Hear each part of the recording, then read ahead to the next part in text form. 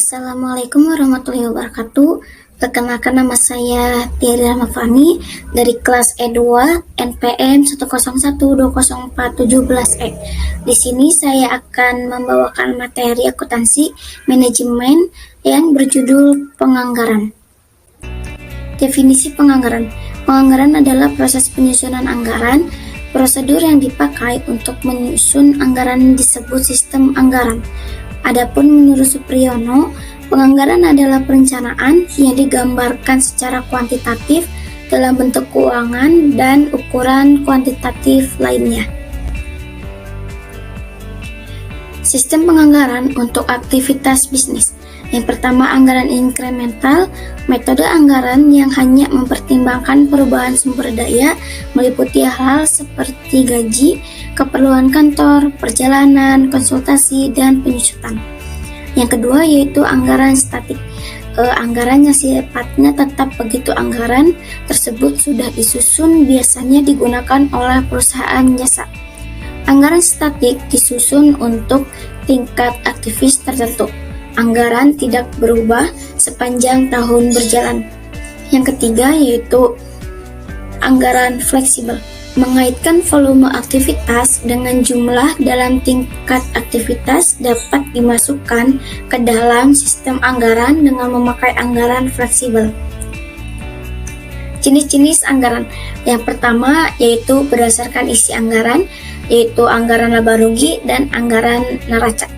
Yang kedua berdasarkan jangka waktu, yaitu anggaran strategis dan anggaran statik.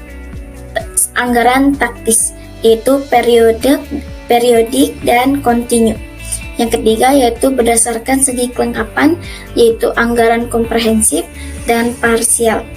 Yang terakhir yaitu berdasarkan fleksibilitas, yaitu anggaran tetap dan anggaran variabel.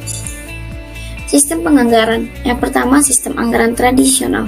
Sistem anggaran yang berdasarkan jenis-jenis pengeluaran dan penerimaan.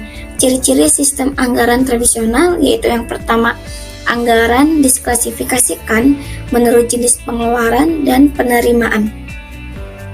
Yang kedua yaitu berorientasi ke belakang.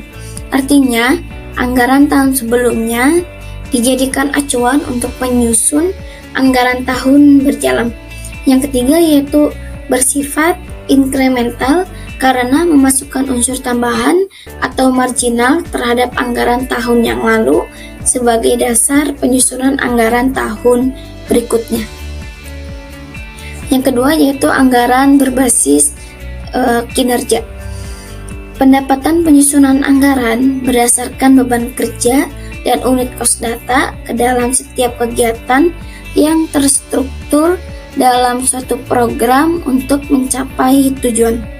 Oleh karena itu, anggaran harus dianggap sebagai program kerja, yaitu anggaran berbasis kinerja ini memusatkan perhatian pada pengukuran efisiensi hasil kerja dengan tujuan memaksimumkan output yang dapat dihasilkan dari input tertentu.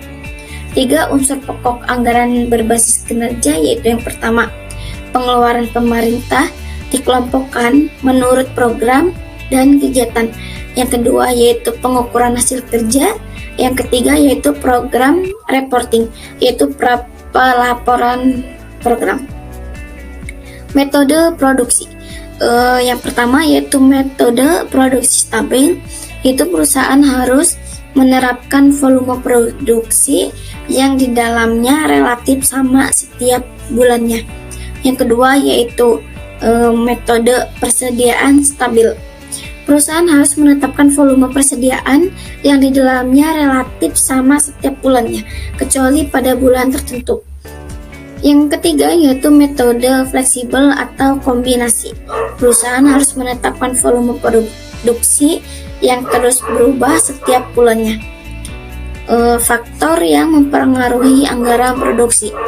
Yang pertama yaitu tenaga kerja, yang kedua bahan baku, yang ketiga modal kerja dalam menjalankan proses produksi, yang keempat kapasitas dan berbagai alat pabrik yang tersedia.